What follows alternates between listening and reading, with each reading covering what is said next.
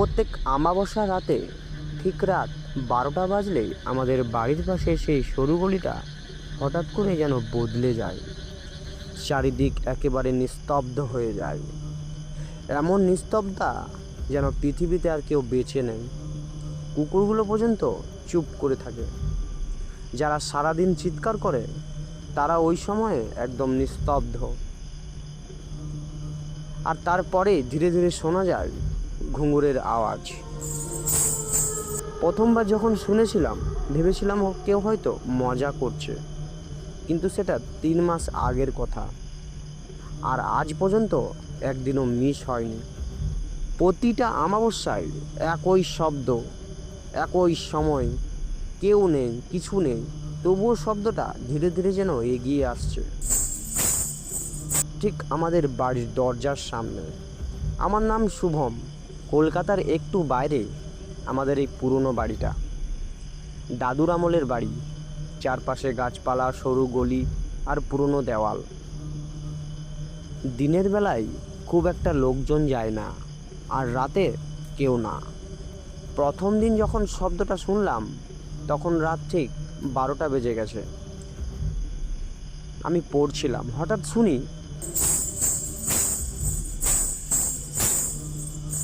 প্রথমে পাত্তা দিইনি, কিন্তু শব্দটা থামছে না, বরং ধীরে ধীরে কাছে আসছে। শুভম, তুই কিছু শুনছিস? হ্যাঁ মা। কার যেন ঘুঙুরের শব্দ। মা তখন একদম চুপ হয়ে গেল, তারপর বলল, জ্বালানা বন্ধ করে দে, আর দরজা খুলবি না। ওই কথাটা শুনে আমার একটু কেমন লাগছিল, মানে মা যেন জানতো, কিন্তু সেদিন দেখিনি। কিন্তু শব্দটা ঠিক দরজার সামনে এসে থেমেছিল, তারপর হঠাৎ করে নিঃশব্দ। পরের অমাবস্যায় আবার একই জিনিস। এবার আমি ঠিক করলাম দেখতেই হবে ব্যাপারটা কি। রাত 12টার আগে থেকেই লাইট বন্ধ করে বসে থামলাম।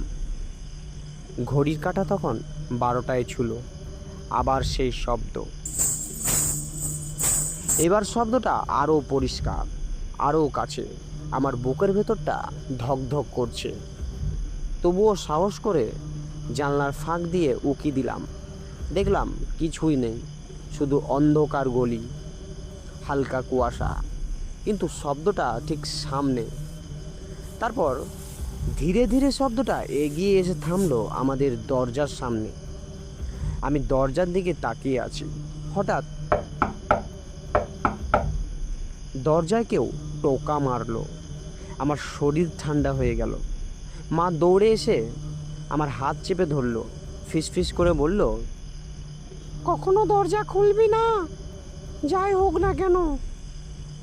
সেদিনও আমরা কিছু দেখিনি, কিন্তু ওই টোকাটা একই শব্দ। আমার মাথা থেকে যাচ্ছিল না। তৃতীয় অমাবস্যায় আমি আরও প্রস্তুত ছিলাম। এবার ফোনটা নিয়ে ভিডিও করার চেষ্টা করলাম। রাত 12টা, আবার সেই শব্দ।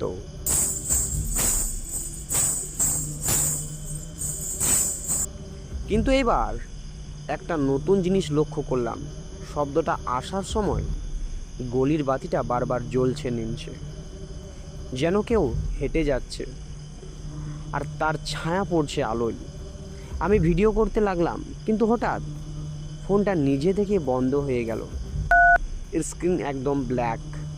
ঠিক তখনই দরজার সামনে শব্দটা থামলো। আর এইবার টোকা নয়, কেউ যেন দরজার বাইরে দাঁড়িয়ে ধীরে ধীরে পায়ের নুপুর নড়াচ্ছে। আমার মনে হচ্ছিল দরজার ওই পাশে কেউ দাঁড়িয়ে আমায় দেখছে, কিন্তু কিভাবে? এরপর চতুর্থ অমাবস্যা। এবার আমি একা ছিলাম। মা গিয়েছিল মামার বাড়ি। আমি ঠিক করলাম আর যাই হোক দরজার ফাঁক দিয়ে দেখব। রাত তখন 12টা। সব কিছু আবার শুরু হলো। শব্দটা এলো ধীরে ধীরে আমার কাছে। আমার বুক কাঁপছে, হাত ঘামছে, তবুও দরজার কাছে গিয়ে একটু ফাঁক করে তাকালাম। আর যা দেখলাম, আমার গলাটা শুকিয়ে এলো। দরজার সামনে একটা মেয়ে দাঁড়িয়ে, সাদা শাড়ি, চুলগুলো একদম নিচে ঝুলছে, মুখ দেখা যাচ্ছে না। কিন্তু সবচেয়ে ভয়ের জিনিসটা তার পা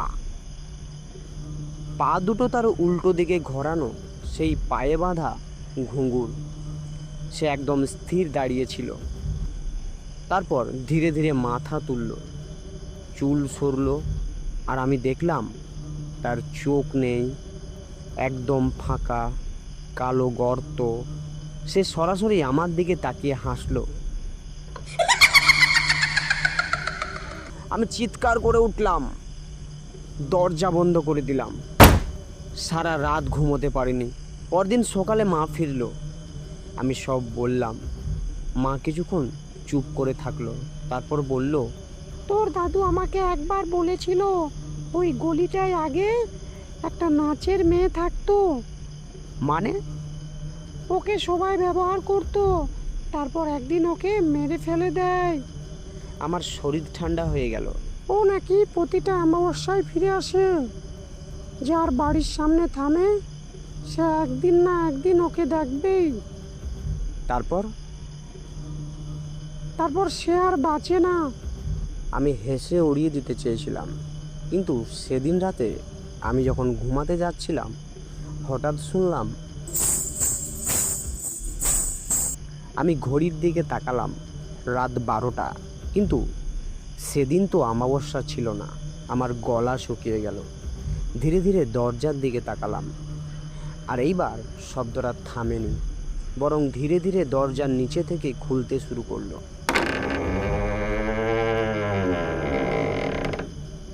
কড় কড় কড় কড় শব্দ করে। আমি বিছানায় বসে জমে গেছি। দরজাটা পুরো খুলে গেল, আর আমি দরজার বাইরে।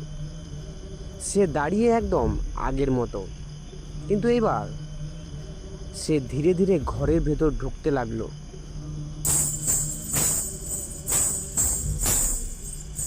প্রতিটা পায়ের শব্দে আমার বুক কেঁপে উঠছে। সে আমার সামনে এসে থামলো, তারপর আমার কানের কাছে ঝুঁকে ফিসফিস করে বলল, এবার তুই। তারপর কি হয়েছিল আমি ঠিক মনে করতে পারি না। শুধু এইটুকু জানি, পরদিন সকালে মা আমাকে মেঝেতে অজ্ঞান অবস্থায় পেয়েছিল, কিন্তু আমার পায়ে একটা জিনিস বাঁধা ছিল, একটা ছোট্ট ঘুঙুর। আজ আবার অমাবস্যা, রাত 12টা বাজতে আর কয়েক মিনিট বাকি, আর আমি এখনো শুনতে পাচ্ছি